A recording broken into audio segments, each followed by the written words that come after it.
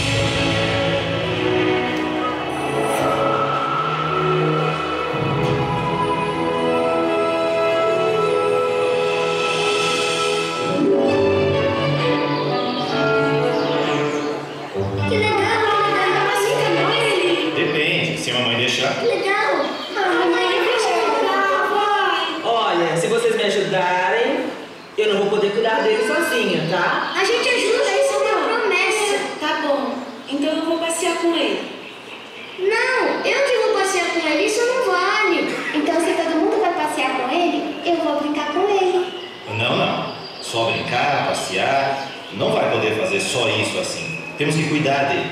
Quem vai dar comida, quem vai dar banho e quem vai limpar a sujeira dele? Eu limpo um dia sim, um dia não. Tudo bem, eu te ajudo a limpar. Tá vendo? Então eu vou dar banho nele. Bom, já que vocês vão colaborar, a minha parte é ajudar também. Eu vou dar comida para ele. E a minha é comprar comida e levar no veterinário e passear. Não! Eu quero passear com ele. Tá bom, então cada dia um vai levar para passear. Combinado? Fica bom assim? Combinado, fica. Então tá combinado.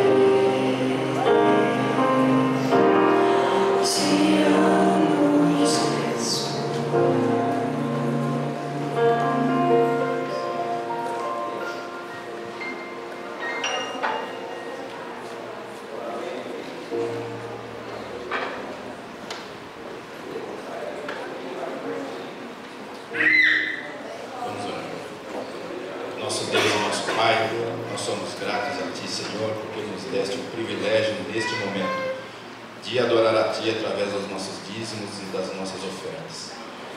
Pedimos, Senhor Deus, que o Senhor abençoe esses valores que aqui foram trazidos para as almas e que eles possam ser úteis, Senhor Deus, para a causa às quais eles foram designados. Abençoe a cada doador, abençoe cada membro da Tua igreja que se encontra aqui nesta manhã e que tudo que façamos seja para a Sua honra e para a Tua glória, em nome de Jesus. Amém, Senhor. Amém.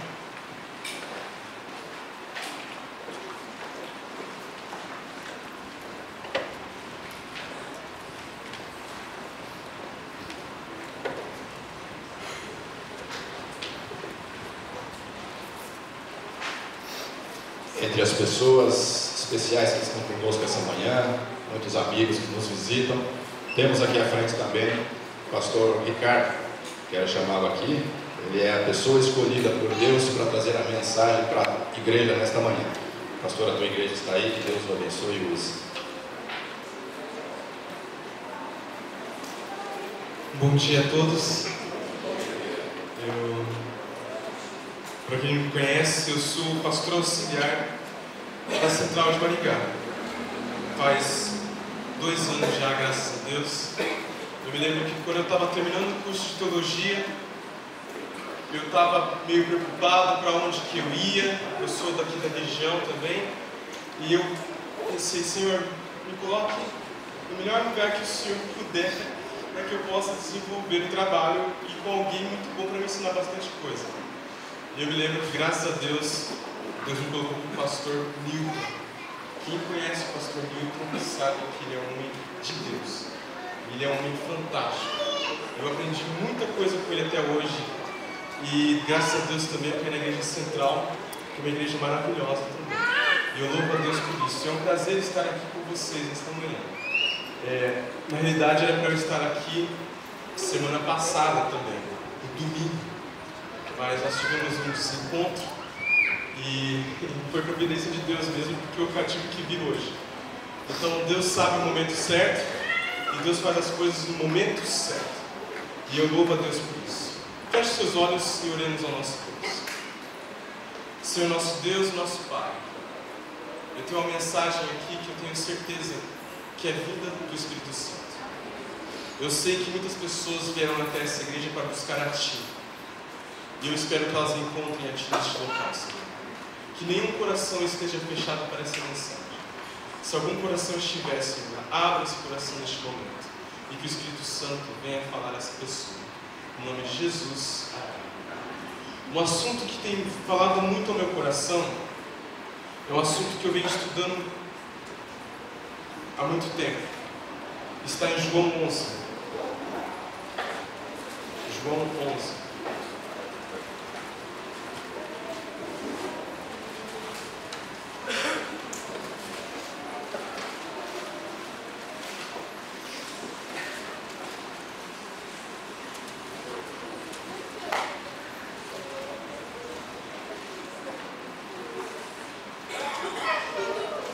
No verso 14, diz o seguinte: Então Jesus lhes disse claramente: Lázaro morreu. Certa vez eu estava numa cidade, lá em Minas Gerais, pertinho de Andradas, eu não me lembro claramente qual era a cidade. E essa cidade, como todas as cidades de Minas Gerais, ela era uma cidade que, se você olhasse para os lados, você não via o sol. Para você ver o céu e ver o sol, você tem que olhar para cima. Inclusive, quando eles vão fazer o horário do pôr do sol, se eles forem fazer o horário do pôr do sol, eles vão ter que fazer mais ou menos em torno de umas 3 horas da tarde, que é o horário que o sol está ali no monte. Acontece que eu fui nesse local e tinha um sítio, e tinha uma igreja nesse local. E então eu perguntei para um senhor de idade ali, em torno de umas 10 horas da noite, eu falei: que igreja que é aquela lá e por que ela está largada, aquela igreja? Ele disse o seguinte para mim: então, assim, olha, aquela igreja ali é uma igreja católica e faz muito tempo que não vai ninguém naquela igreja. E ele disse: só que essa igreja tem uma história. E eu tinha uns 10 ou 11 anos de idade. E ele disse assim, para mim e para mais os meus outros amigos, ele disse assim: essa igreja é o seguinte, à meia-noite essa igreja toca o sino dela. É uma igreja abandonada, é uma igreja que não tem nada em volta, não tem ninguém, e toca o sino dela.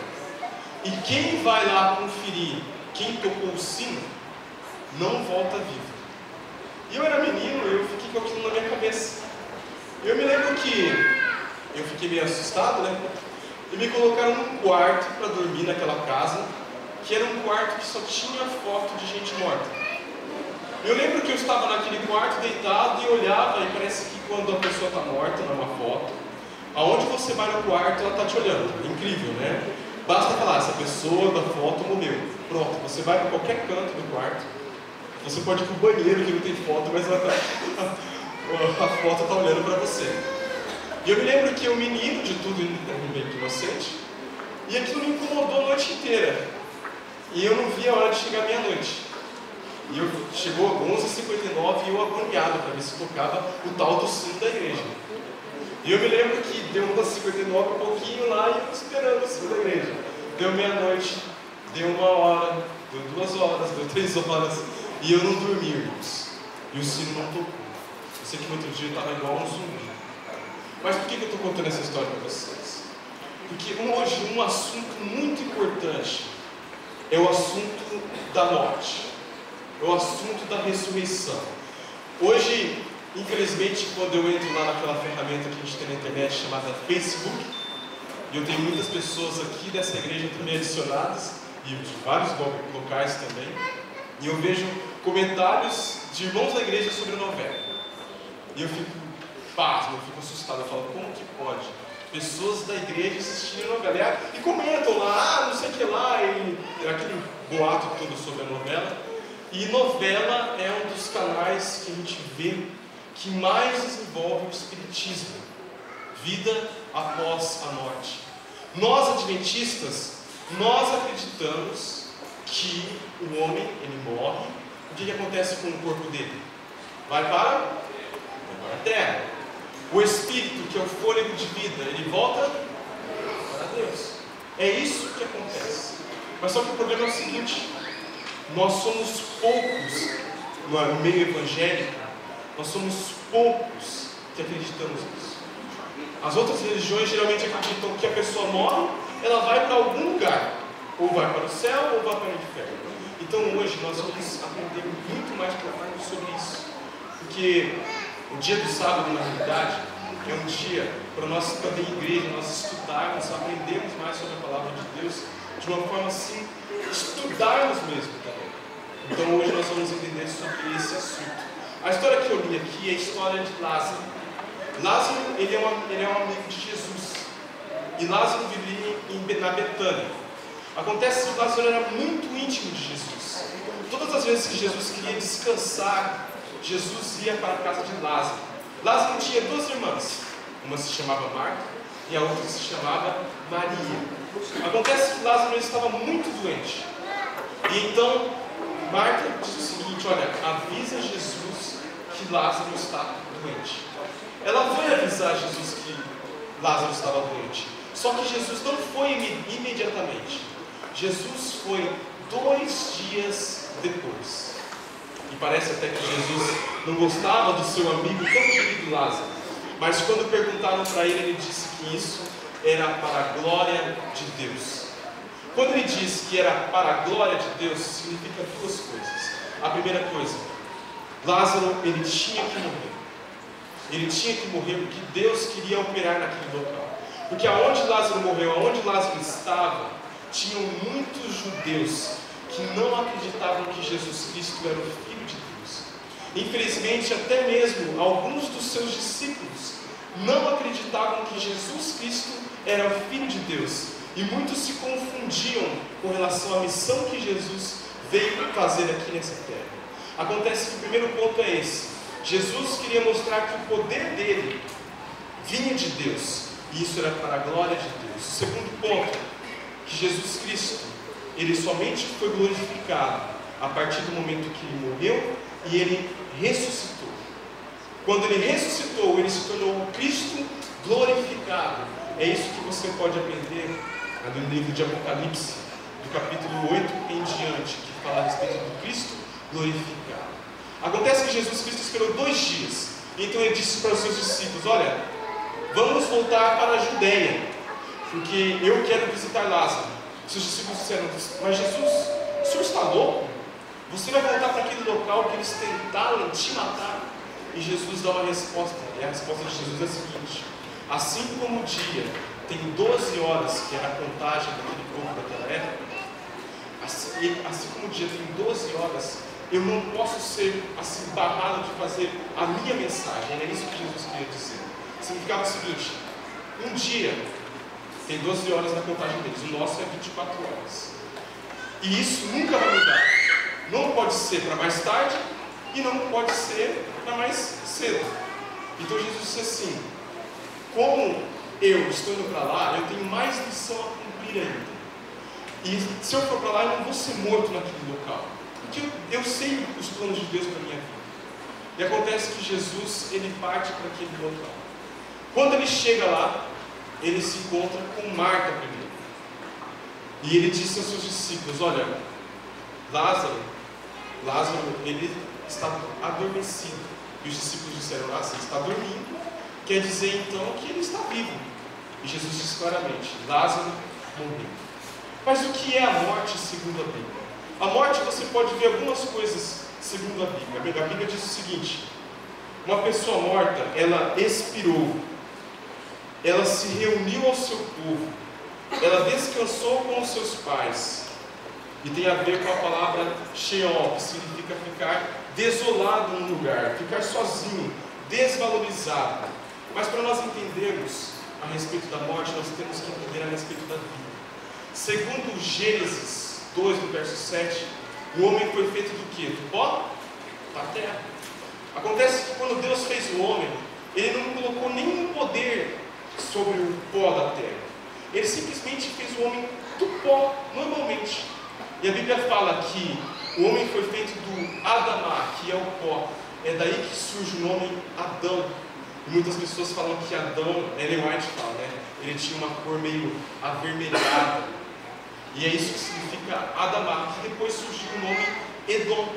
Acontece que Deus fez o homem do pó da terra, e Deus fez de uma forma diferente o homem. Foi a única coisa que Deus realmente tocou, dando assim toda a importância para o homem. Deus tocou no homem e Deus fez o seguinte: Ele soprou no homem o fôlego de vida, e assim o homem se tornou uma alma vivente. O que você pode entender bem claro aqui é que o homem, ele se tornou uma alma vivente e não obteve uma alma vivente. Tem pessoas que acreditam que o ser humano, ele é feito de corpo e alma, e como se fosse isso algo que fosse separado. Isso é um pensamento dualístico, isso vem de Platão. Ele acreditava que o corpo nosso era algo muito ruim e o nosso espírito era algo muito bom. Na realidade, esse pensamento é uma coisa muito louca, porque ele acreditava o seguinte: que o homem, antes de vir para a terra, ele vivia num local chamado o mundo das ideias, e lá ele aprendia todas as sabedorias. E depois, quando ele vinha para o planeta Terra, ele trombava com o choque de vir para o planeta Terra, ele trombava aqui na Terra, aí ele esquecia tudo que ele tinha aprendido no mundo das ideias. Aí, quando ele chegava aqui e esquecia tudo, ele tinha que reaprender tudo, e se ele fosse uma boa pessoa, uma pessoa de um bom caráter, aí então ele tinha uma vida eterna, ou talvez se transformava em uma flor, ou uma árvore, ou algo assim. São crenças absurdas. Se a pessoa talvez não fosse boa, ela voltava para o mundo das ideias e ficava nesse ciclo, sempre nesse ciclo. Só que nós acreditamos, e o pensamento da Bíblia é que o homem, ele é um só. Nós somos alma vivente. E Ezequiel 18 diz o seguinte: todas as almas são minhas, tanto a do pai quanto a do filho. E essa alma e a alma que pecar, essa morrerá. Significa que uma alma, ela não é algo eterno. A Bíblia fala claramente que em 1 Timóteo 6, que o único que é eterno é Deus. Acontece que quando eles veem que a alma, que é o nefesh do homem, que a alma, ela não é algo imortal, que o ser humano, ele é uma alma vivente, eles caem para o outro lado. Eles dizem o seguinte: então o que é diferente? Um fôlego de vida. E eles mistificam esse fôlego de vida como se fosse algo assombroso e tudo mais. Mas o que é o fôlego de vida? O fôlego de vida, meus irmãos, nada mais é e nada menos é do que o sopro de Deus. É o dom que Deus nos dá da vida.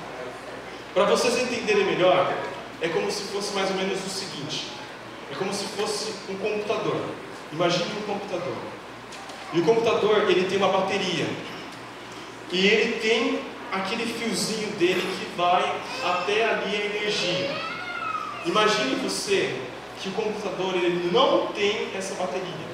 Esse computador meu agora, ele não tem essa bateria. Ele só está ligado na energia. E o computador assim, ele pode permanecer funcionando. Pode ou não pode? Pode permanecer funcionando. Agora, imagine que essa energia, ela é Deus. Esse fio que vem até aqui, que traz energia para o ser humano, é o fôlego de vida, é o dom de Deus. Isso nos faz mostrar que nós somos totalmente dependentes de Deus. A partir do momento que nós morremos, é como se Deus desligasse esse cabo do computador, tirasse de nós o fôlego de vida. E é exatamente isso que volta para Deus, o nosso fôlego de vida. Não é nada que tem conhecimento. A Bíblia é muito clara a respeito disso. Ela diz o seguinte, lá em Jó 33, verso 4: o Espírito de Deus me fez, e o sopro, o ruá de Deus, é o que me dá a vida. Ele diz também no Jó 27, verso 3 a 5, diz o seguinte: que enquanto em mim houver alento, fôlego e o sopro, o ruá de Deus, nas minhas narinas, não falarão nos meus lábios iniquidade, nem a minha língua pronunciará engano. Lá em Jó 34, no verso 14 e 15, diz o seguinte: a posse do fôlego de vida não garante a eternidade. Se ele pudesse o seu coração contra o homem e recolhesse para si o seu espírito, o seu ruá, o seu fôlego, toda a carne juntamente expiraria, e o homem voltaria para o pó. E Eclesiastes 12, no verso 7, diz o seguinte: e o pó volte à terra como era, e o espírito volte a Deus, que o deu. Muitas pessoas têm a seguinte questão: o ser humano, como eu disse para vocês, foi feito do pó da terra. O ser humano, Deus soprou o fôlego de vida. Mas o outro ponto que eles correm é o que realmente é o ser humano. Alguns dizem, o ser humano pode ser no iluminismo, eles disseram assim: o ser humano não é nada. O ser humano, ele está jogado às condições. Se ele fizer algo de errado, ele vai morrer por aquilo ali. E se ele fizer qualquer coisinha de errado na vida dele, ele vai pagar mais para frente. Nós não acreditamos muito nisso. É claro que nós acreditamos no julgamento de Deus. Mas Deus, ele pode mudar o nosso destino. Deus, ele pode mudar a nossa vida. Pessoas que estavam condenadas, elas podem ser transformadas e remidas por Deus. Já tem um outro pensamento que diz o seguinte: nós, a nova era prega isso, nós, seres humanos, nós somos deuses. E muitos dizem assim: nós somos deuses porque nós somos criados à imagem e semelhança de Deus. E quando perguntam qual é a imagem e semelhança de Deus, nós não podemos ser iguais a Deus na nossa semelhança física. Porque lá em João 4 diz o seguinte: que Deus, ele é Espírito. Outros acreditam que nós somos iguais a Deus quando nós escutamos a nossa alma, temos o nosso íntimo com a nossa alma. Mas nós não temos alma, que nem eu disse para vocês. Outros já dizem que nós somos iguais a Deus quando nós pensamos que nós somos homens e mulheres. E alguns acreditam que Deus é metade homem e Deus é metade mulher. Olha cada coisa absurda. E eu quero dizer para vocês qual é a nossa semelhança com Deus. Primeiro, Deus, quando Ele fez o homem, Ele disse: o homem, ele é dominador de tudo, pode dominar a terra. Ele disse: olha, você vai ter capacidades racionais e morais. Você vai ser igual a mim na justiça e na santidade. Você vai refletir o caráter de Deus na sua vida. E você foi feito com propósitos valiosos. A Bíblia fala que o homem, ele volta ao pó da terra. A Bíblia fala também que somente Deus é aquele que tem a imortalidade. A Bíblia fala o seguinte, no Salmo 146, no verso 3 a 4. Ela diz que não confieis em príncipes, nem em filho de homem, em quem não há salvação. Sai o espírito, volta para a terra, e o corpo volta para a terra. Naquele mesmo dia, perecem os seus pensamentos. A Bíblia diz em Eclesiastes 9, no verso 5, porque os vivos sabem que hão de morrer, mas os mortos não sabem coisa nenhuma. Nem tampouco terão eles recompensa, mas a sua memória fica entregue ao esquecimento.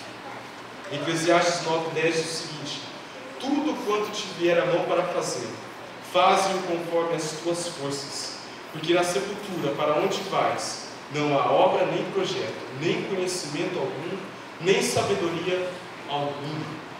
Acontece que quando eu vou pregar na prisão, algumas pessoas, os presos, ficam muito preocupados. E eles dizem assim: pastor, quer dizer que se nós não nos convertermos, nós vamos queimar no fogo eterno, nós vamos ficar eternamente queimando no fogo? E eu falo assim: meu irmão, Deus é um Deus de graça, Deus é um Deus de perdão, Deus é um Deus de amor. Ele não vai deixar você queimando toda a eternidade lá no fogo eterno. Você fica pensando.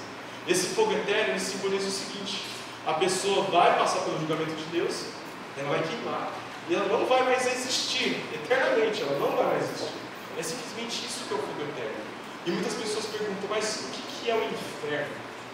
Inferno, ele vem do Hades, do Sheol, que significa sepultura. Toda vez que você lê na sua Bíblia inferno, simboliza sepultura. É simplesmente isso. E também de outras palavras, de outros lugares, por exemplo, fora de Jerusalém, tinha um local que era onde eles queimavam as coisas, faziam sacrifícios. E é daí que vem a palavra inferno. Agora, os planos de Deus para nós são outros planos bem diferentes do que nós imaginamos. Abram suas Bíblias em 1 Coríntios 15. 1 Coríntios 15.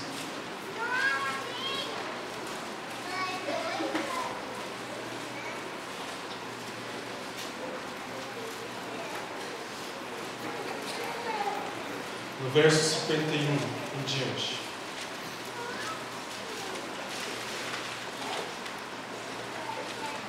Diz o seguinte: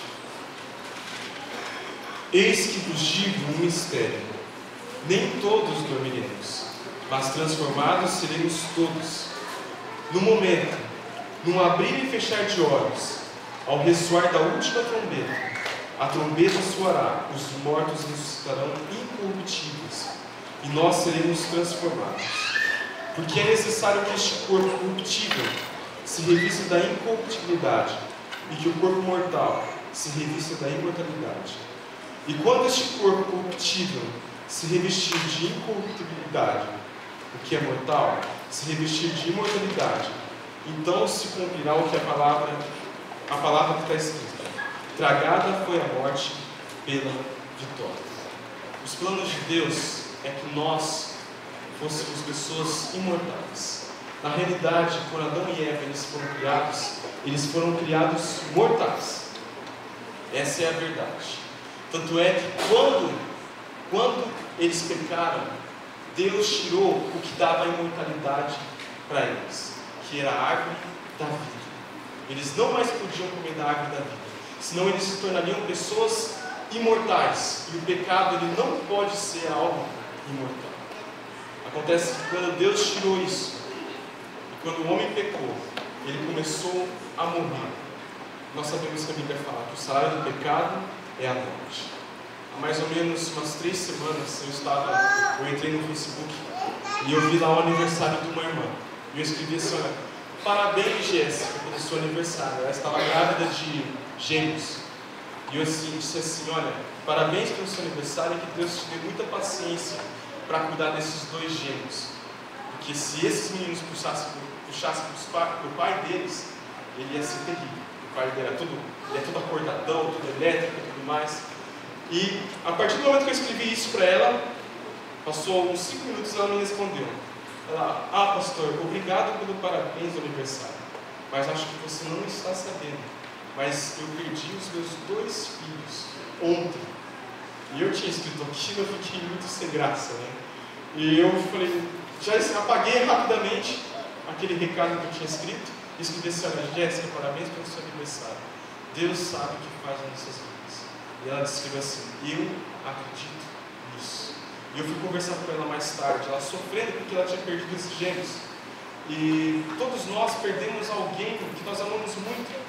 Outro dia eu fui passar a folga do pastor na minha cidade e eu lembro que me chamaram para ir na padaria lá de uma irmã para eu fazer oração de uma festa de aniversário surpresa. E eu não sabia de quem era essa festa.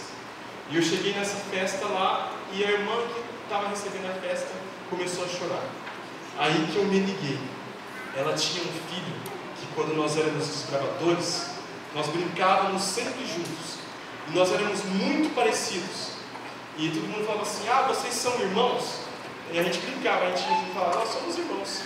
Só que o filho dela morreu num acidente faz 1 mês. E ela não tinha me visto desde esse tempo. E quando ela me viu, ela começou a chorar em prantos. Ela começou a dizer o seguinte, Ricardo, você não quer morar na minha casa? Eu pago a comida, deixa você ficar lá em casa o tempo que você quiser. E ela chorava, ela dizia, quando eu vejo você, eu vejo meu filho. Sabe, todos nós perdemos alguém na nossa vida, todos nós sofremos com isso. E eu me lembro de uma história que eu li, que eu achei uma história fantástica, que é a história de um homem chamado Carlos Fitt. Ele foi um dos pioneiros da igreja. E acontece que esse homem, ele sabia que Jesus iria voltar no dia 22 de outubro, quer dizer, ele acreditava que Jesus ia voltar no dia 22 de outubro de 1844. E o que ele fez? Todo mundo queria se batizar naquela época. Que Jesus vai voltar, então nós temos que nos batizar. E esse homem participou de batismo e ficou muito tempo numa água gelada. E então ele pegou uma doença, uma pneumonia, e ele acabou falecendo. E no dia que Jesus, e as crianças desse homem, Carlos Fitt, perguntavam, mamãe, quando nós vamos nos encontrar com o papai? Quando nós vamos nos encontrar com o papai? E ela disse, olha, fiquem tranquilos, porque daqui 3 dias, na terça-feira, nós vamos nos encontrar com o papai de vocês. Fiquem tranquilos, o papai já está voltando. E Jesus, ele vai ressuscitar quando Jesus voltar. E acontece que deu o dia da grande decepção. E o pai deles não voltou. Eu lembro que uma das pessoas que eu mais amei na minha vida foi uma senhorinha que era minha avó. A minha avó era o seguinte, dizem que as mulheres conquistam os homens pelo apetite. Mas é um pouquinho verdade, não é muito verdade. Mas eu me lembro que eu tive uma namorada que ela não cozinhava bem, eu não gostei muito dela não. Eu me lembro que a minha avó era assim. Eu ia para a casa dela e eu chegava lá, eu nem falava nada. Eu conversava com ela, oi vó, tudo bem? E eu gostava muito, eu era criança, eu gostava muito de ler gibi. E eu sentava lá, gibi é história em quadrinhos, eu não sei se você fala gibi aqui também. Mas eu lembro que eu sentava no sofá e começava lá a ler os tio Patinhas e tudo mais. E ela só falava assim, filho, tá pronto, ela me chamava de filho, tá pronto. Aí eu ia lá e comia, sempre era arroz, feijão, ovo frito, frango frito e tomate. E eu lembro que aquela comida para mim era a melhor comida que tinha no mundo. Eu lembro que acabava num acampamento, eu jogava muito futebol em acampamento, participava daquelas coisas e tal, e eu não gostava muito da comida do acampamento. E vai ter alguma irmã que vai falar, pastor, você não gostava da comida do acampamento porque você não comeu a minha comida. Irmã, não adianta, era comida de acampamento, acho que era um trauma. E acontece que eu ia para o acampamento e eu voltava, a primeira coisa que eu fazia, podia ser 10 horas da noite, eu ia para a casa da minha avó. E eu nunca conheci uma pessoa tão boa quanto a minha avó. Meus tios eram insuportáveis, até hoje eles são bem insuportáveis, sabe? Não tomaram rumo na vida.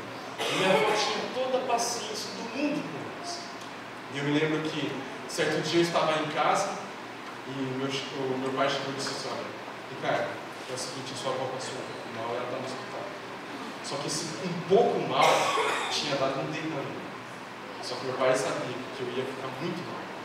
E eu fui visitá-la e não deixaram entrar no hospital, porque estava num estado muito grave e tudo mais, e não era hora de visita. E eu me lembro que no outro dia eu fui trabalhar de manhã.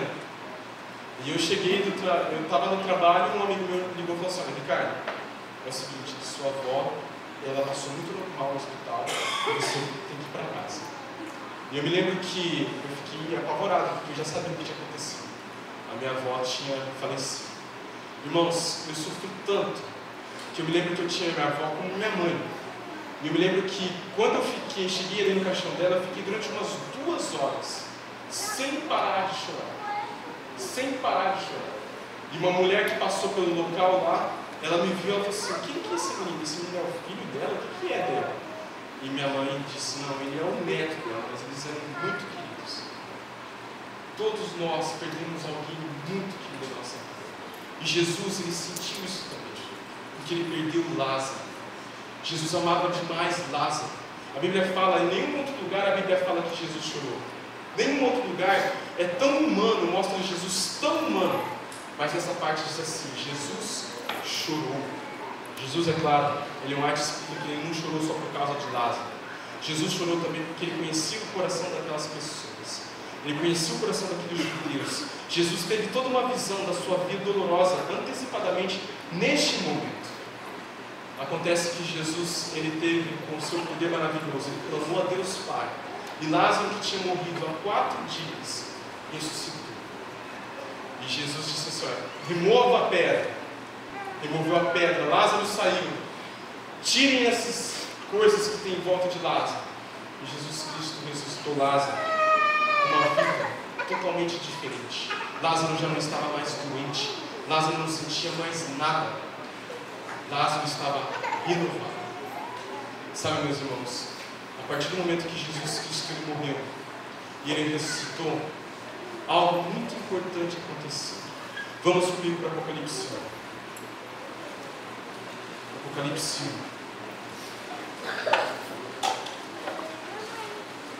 No livro de Apocalipse, quem está falando com João, nessa parte aqui, é Jesus Cristo. E olha o que diz. Apocalipse 1, no verso 17. Diz assim, e o 18 também: quando o vi, caí a seus pés como morto. Porém, ele pôs sobre mim a mão direita, dizendo: não temas, eu sou o primeiro e o último, aquele que vive e estive morto, mas eis que estou vivo pelos séculos dos séculos, e tenho as chaves da morte e do inferno. Como eu disse para vocês, inferno na Bíblia simboliza sepultura, simplesmente isso. Jesus Cristo tem a chave da morte e da sepultura. E a partir do momento que ele ressuscitou, ele foi ao céu, intercede por nós nesse momento no santuário. Jesus Cristo vai ter que chegar um grande dia que ele vai voltar. Muitas vezes eu fico muito triste porque surgem cada dia mais e mais movimentos dizendo que nós vivemos aqui na terra já no momento que Jesus Cristo voltou. Tem gente que acredita que Jesus Cristo não vai voltar. E eu quero dizer para vocês que hoje é uma grande maioria de religiões que não acreditam que Jesus Cristo vai voltar nas nuvens dos céus. Mas a Bíblia fala que todo olho verá.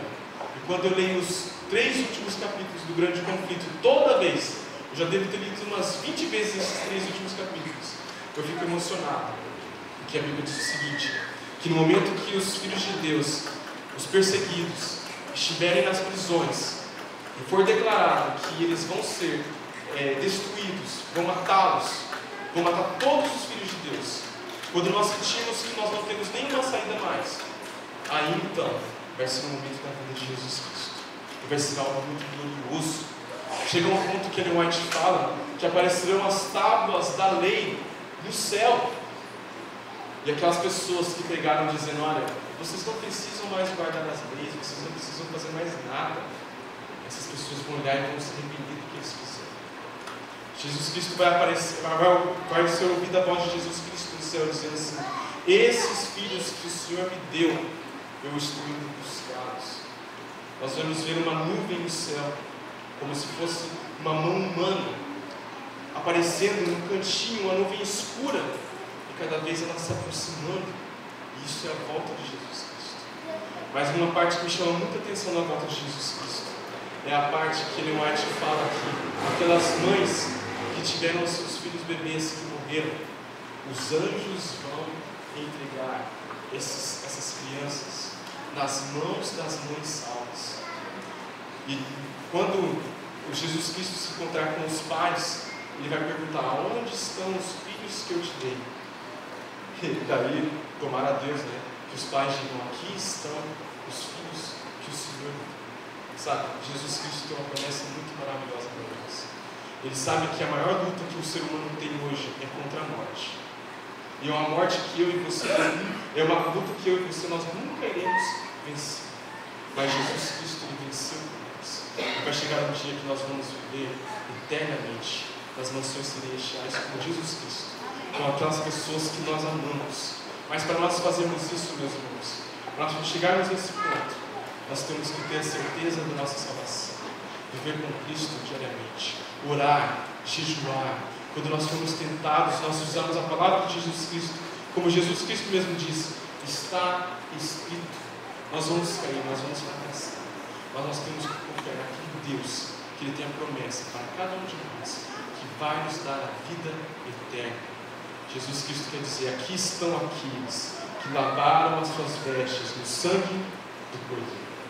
Meus irmãos, que vocês façam parte desse povo, que vocês saibam que a morte ela já foi vencida. Jesus Cristo venceu a morte. Cabe a você participar da ressurreição junto com Jesus, junto com as pessoas que morreram, é claro, né? E que tomara a Deus que nós estejamos todos vivos quando Jesus Cristo voltar. Eu quero convidar o quarteto para que cante a última música: O Céu é Jesus.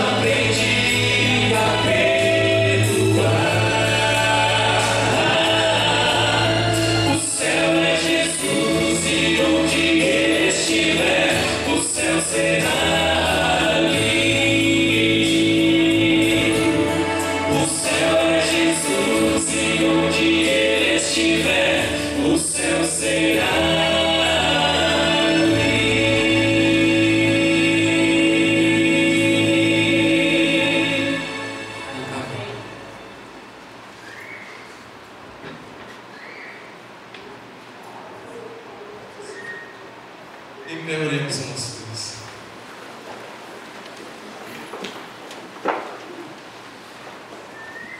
Senhor nosso Deus e nosso Pai, muitos de nós tememos a morte, nós sabemos que é algo que nós não podemos vencer, mas Jesus Cristo venceu por nós. Ainda hoje muitas pessoas continuam morrendo, porque esse é o salário do pecado, mas o Senhor tomou uma providência sobre nós. Mandou o seu Filho a essa terra. Ele morreu pelos nossos pecados. Ele morreu para nos salvar. Sendo assim, hoje, nós podemos olhar para Jesus Cristo e dizer: Senhor, perdoa os meus pecados. Senhor, purifica-me, lava-me, porque eu quero estar contigo nas mansões celestiais. Sabe, meu Deus, eu tenho certeza que toda esta igreja tem esse sonho, tem esse desejo. Nós estamos te aguardando. Muitas vezes nós não fazemos muitas coisas. Na realidade, já era para o Senhor ter voltado já. Mas, meu Deus, por favor, tenha misericórdia de nós, Senhor. Derrame sobre nós o Espírito Santo. Que nós façamos esse trabalho, que o Senhor volte no hora. Para que nós tanto almejamos e sonhamos. Em nome de Jesus. Amém.